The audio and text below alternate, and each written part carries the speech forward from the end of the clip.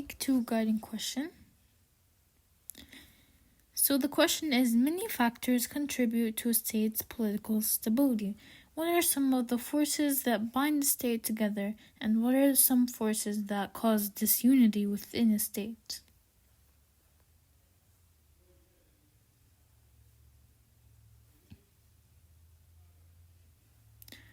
So some useful vocabulary words are nation-state, which is a state whose territory corresponds to the particular ethnicity that is transformed into a nationality.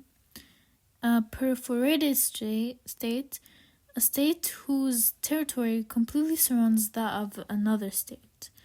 The corrupted state, which is a state that exhibits a narrow and elongated land extension, leading away from the main territory. Self-determination and the right of people to choose their own form of government.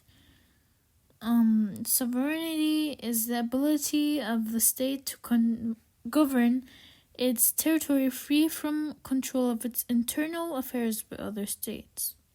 A state is an area that is organized in a political unit and it's ruled by the government. Terrorism is basically violence to promote a specific ideology by creating panic and anxiety for other enemies. Then a unitary state is an internal organization of a state that places most power in the hands of the central government officials. Anarchy is a country that is not democratic or autocratic, but it's a mix of the two types. Then there is gerrymandering, which is the process of redrawing legislative boundaries for the purpose of benefiting the party in power. Factors that contribute to a state's political stability. Institution, which is making sure that the resources are allocated and also to ensure that poor people are protected. Now, economic growth. The higher the economic growth leads to higher tax revenues, and this enables the government so they can spend more on public services, like healthcare.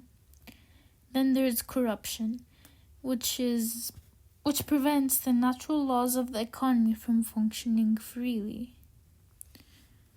What are some of the forces that bind a state together? One of them is centripetal, which enhances support for the state. It unites the state and keeps the country together.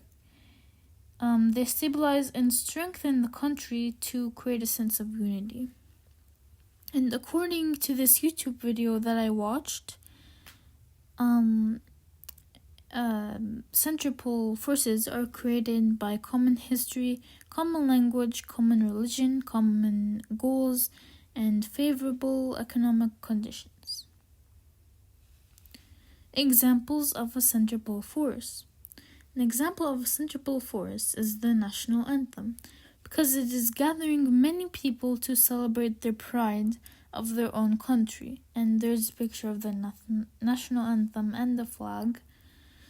Another example is the 1995 Rugby World Cup. The president of South Africa, Nelson Mandela, used the Springboks, the national rugby team, to help unite a divided nation. South Africa had just broken free for more than 400 years of racial inequality. And that's a picture of the Rugby World Cup 1995. What are some forces that can cause disunity within a state? So this is called centrifugal forces, which work to weaken central authority, and it brings people apart from each other. So basically it's just separation, and it's created by separate history, separate religion, separate language, and basically racism. Centrifugal forces examples. So the Soviet Union in the late 1980s, the USSR had a weak central government and a depressed economy, so low economy.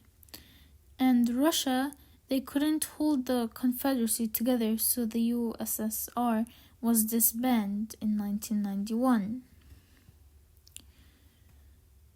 Because they had a weak economy.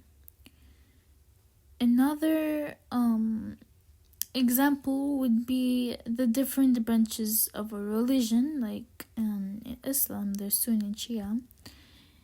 An example of this would be the Sikh in India or the Kurds in Turkey. So many religions are often fighting and they want to separate each other. But I don't understand why we can't just be equal. And then there's a reminder that I wrote. I found it to be really inspiring to me. And these are my sources. Any questions?